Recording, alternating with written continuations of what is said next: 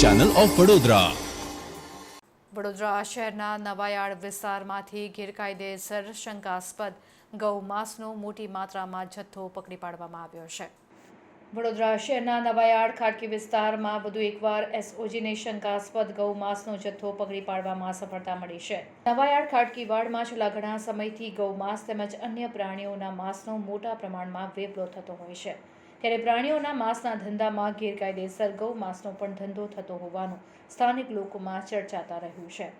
ત્યારે વધુ એકવાર પ્રાણી પ્રેમી મહિલા નેહા પટેલને નવાયાર્ડ ખાટકી વાડમાં ગૌમાંસનો મોટા પાયે જથ્થો હોવાની બાતમી મળતા જ નેહા પટેલે એસઓજીની ટીમને સાથે રાખીને નવાયાર્ડ ખાટકી વાડ ખાતે રેડ કરી હતી। આ રેડ દરમિયાન એક મકાનમાંથી શંકાસ્પદ 80 થી 90 કિલો જેટલો ગૌમાંસનો જથ્થો મળી આવ્યો હતો, જે પોલીસે કબજે કરીને આગળની કાયદેસરની કાર્યવાહી હાથ ધરી હોવાનું જાણવા મળ્યું છે। ત્યારે વધુ એકવાર એસઓજીની ટીમે આ સ્થળ પર રેડ પાડતા ગૌમાંસનો ધંધો કરતા વેપારીઓમાં ફફડાટ વ્યાપી ગયો છે।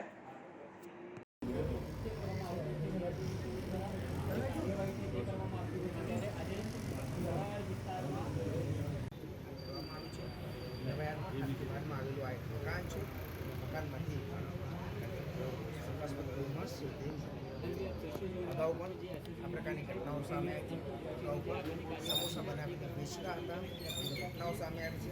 એસઓજી તપાસ કરે છે। ખાલી ખોટી હોશિયારી કર્યા કરે।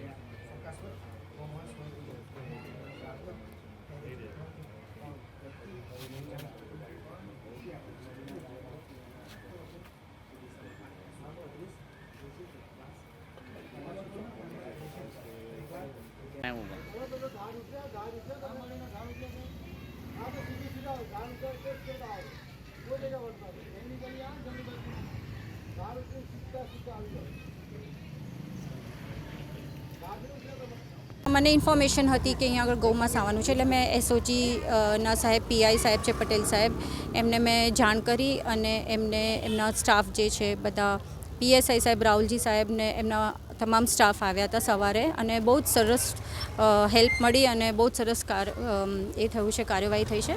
અને આ ઇલીગલ છે। આપણે અગાઉ આ ચોથી રેડ છે અહીંયા આગળની, અને પહેલાં પણ અગાઉ આપણે બહુ બધું ગૌમાંસ પકડેલું છે। અહીંયા આગળ 8 વાહનો જપ્ત કર્યા હતા, અને આજે તમે દુકાનો જુઓ છો એના શોટ લઈ શકો છો, એ બધા સીલ કરેલા છે કોર્પોરેશન, તેમાંથી પણ ગૌમાંસ મળી આવ્યું હતું આ એરિયામાં।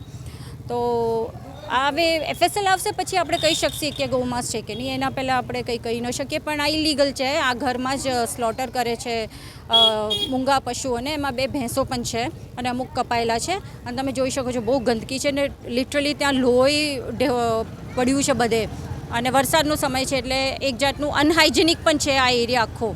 તો આ અનહાઇજેનિકના લીધે આ એરિયામાં બધું થોડું જોવું પડશે કોર્પોરેશને, કેમ કે બ્લડ ને ફ્લેશ ને બધું પડ્યું હોય છે અહીંયા આગળ ખુલ્લેઆમ। ખાસ કરીને વાત કરીએ તો ચોથી રેડ છે, પણ ચોક્કસ કોઈ જે પ્રકારે કાર્યવાહી થવી જોઈએ તેવી થતી નથી તેવું માનો છો? ના, થાય છે પણ હવે જે કાયદા બનાવ્યા છે, જે એમને છૂટ મળી જતી હતી ખાટકીઓને ગૌહત્યારાને, એ હવે થોડું લગામ લાગશે। એટલે સરકારે એના માટે જ બધા નવા કાયદા બનાવ્યા છે, જેથી જીવ રક્ષા થઈ શકે।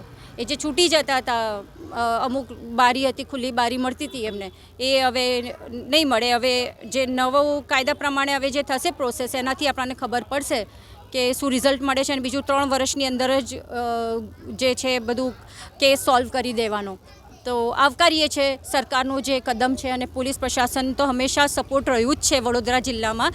જ્યારે પણ આવી જીવદયાની કોઈ વિષય આવ્યો છે તો એ લોકોએ હંમેશા સપોર્ટ કર્યો છે આપણાને। Thank you so much.